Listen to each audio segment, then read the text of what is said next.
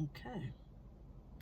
All right, well, here's a quickie. You know, there is an old song that says, if you can't be with the one you love, then love the one you with.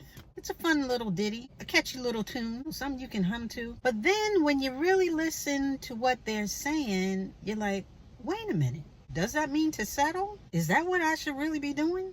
And although it's nothing new, it seems like nowadays quite a few people are really taking those lyrics to heart, as they're not waiting on the person that they really want to be with, but are instead choosing to be with people that they currently have access to. You know, people get married for a lot of different reasons. It should be for love, true love, a commitment to love because of love. But some see it as strictly transactional, on just a piece of paper, a goal, or a sense of duty. I mean, we've taken the whole institution of marriage out of God's hands and put it into the common hands of man, and molded it and redefined it to fit our particular needs at that particular time, when really it was meant for a higher purpose. It's actually more than that. It's heavier than that. It's deeper than that. It's actually spiritual. It's a spiritual and physical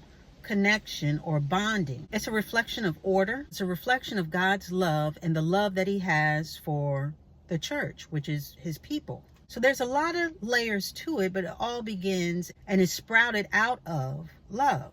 And it should not be taken or entered into lightly, nor should it be rushed into. But there are those that have found themselves doing just that, whether it's based off of, I think we talked about age a couple of videos ago, where, you know, you feel this sense of urgency because you're getting older and you feel like time is running out. And I'm finding that that just doesn't happen for women, but also for men. Men are really feeling the crunch and are choosing marriage, the ones that want to be married. And going back to the song, they're choosing women that they're not necessarily in love with, but sort of tick the boxes, whether it's because they have kids or they feel the responsibility of being married and becoming a husband to someone, instead of choosing the woman that they really want to be with, or waiting on the one. They are choosing number two, or the placeholder. They're choosing the one that they are currently with, or that, again, checks all the boxes, or is good enough. And yeah, we know that some people don't really know the definition of love. We already touched on that. But some are choosing mates knowing full well that they're not in love with them. And it's more of a thing of convenience.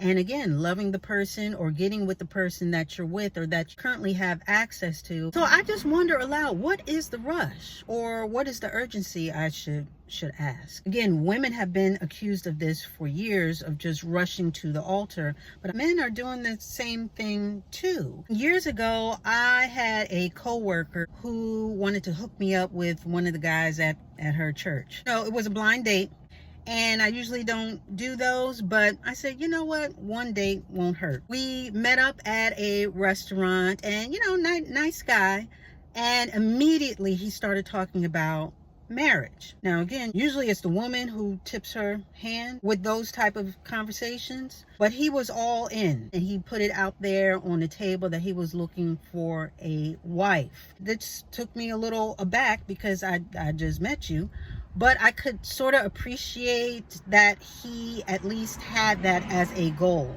I won't say desperation, but I will say there was a sense of urgency in his voice. And even in us meeting, it almost felt like an interview. But again, you know, he was goal oriented, and this was one of the things he wanted to get done. So we said our adieus. I just knew it wasn't a match. And I let my girlfriend know that, and didn't really think much of it after that. But she did tell me later, I don't remember whether I asked or whether she volunteered, he ended up going out with somebody else not too long after that, and after a short term of dating. Let's say it wasn't even, I want to say it was months. He ended up marrying the woman. And come to find out, for him, part of the urgency in him finding a wife is because as a Christian, he didn't want to be outside of marriage having sex. Love wasn't first on the list. It was more of the physical need. Now again, I don't want to speak for him, but on the top of his list was, hey, I want to have sex. I don't want to have sex outside of marriage, and therefore I need to find a wife. Which again, if that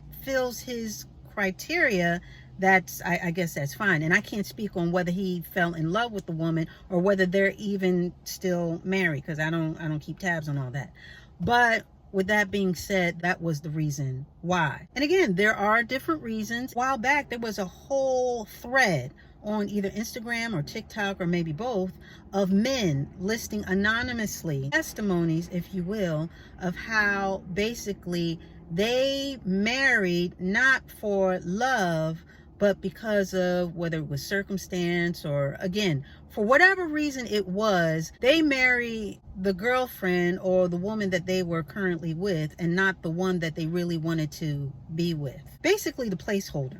Some talked about how, they messed up one relationship, someone that they were really in love with, but they messed it up, whether it was through cheating, lying, all of the above. And instead of pursuing it and maybe ego or whatever it was, they left that alone, ended up with somebody else who was basically the shoulder to cry on, who was basically the woman who helped him pick up the pieces. They ended up marrying her and regretted it. It wasn't a thing of they didn't love her, but they weren't in love with her. They wanted the one that got away, and being that they could not have them, they settled. And some of them used that term settled. And I'm thinking of the woman who is being talked about, the woman of convenience, the one that they married. I'm just wondering, do they know that? Do they have any idea? Because I know that would not work for me. And I know if I were to find out that my husband anonymously listed or put his sob story of the one that got away and now the one that I'm stuck with, but basically of my marriage to the number two, I would be hurt. I would be totally hurt, and I'd be like, and if I were to ever find out, I would tell them, and I would go to them and say, you know what? Just let me go. You don't have to hold on to something just because you feel a sense of duty to me or the kids or whatever. I don't want any leftovers from a relationship that you've been pining over or for, because at this point I don't have all of you. I'm still sharing you with the memory of your former girlfriend, fiance, whatever. So let me go. In fact, I'm going to do you one better. I'm going to let you go. I'm not an ankle grabber. I'm not going to keep you if you don't want to be in this relationship. Now, I will say a lot of the guys, again, they sort of resigned themselves to a sense of duty. And even though they weren't in love with the woman, they named, again, she ticked all the boxes. She's a good mother. She's a good listener. We're good friends. She keeps a good house. My family likes her. But it wasn't something that you as the mate would want to hear first person, hence them posting anonymously. And like I said, that wouldn't work for me. I want my husband to be my BF. I want my husband to be my BFF, especially since marriage is supposed to be forever. So I would hate to want to feel stuck or be in the friend zone and not knowing that you're in the friend zone. You just friends with benefits and now a piece of paper. Maybe I'm being a little too dramatic with it, but at the same time, if there is no real love there's a type of love, but not the love that you would want in a marriage, then I would say that's settling. And I think that's a little unfair, because to even sneak onto a social media, to even sneak on and post something like that, unbeknownst to your wife, then that is not fair. That is hurtful. That is wrong. So yeah, that type of secret trust you don't have to keep from me. Please let me know. Being in the dark and being the last to know, that is never a good feeling. Let me know so I can make the decision of what's best for me. So yeah, there's a sense of duty. And you know, some people are just caught up in infatuation. You know, they love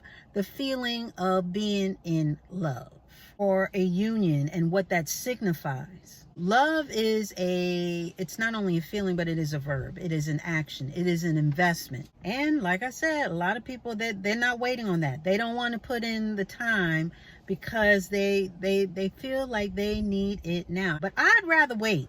Just like the 90-year-old woman that I talked about 2 videos ago or whatever. How she waited on the Lord and he renewed her strength and brought about a man. She had waited years and years and years and didn't get married until she was 90, you know, to the man. And hopefully they still married. But the whole point is she waited on the Lord. That's what I'm saying. She wanted to wait on the right man. Not just any man. Not the first man that rang her doorbell. Not the man that just smiled at her. Not just a friend. Not just the one that dressed nice and could talk in full sentences. She wanted the package. She wanted what God wanted for her. Now, waiting that long is not my particular testimony. No, ma'am. But I will say that I would want what God wants for me. Because I know if it's from him, then it's definitely for me. Because yeah, while love and being loved is one of the best feelings in the world, love and being loved by the right person, in the right way, at the right time, feels even better. And with that, we are going to put a button on it.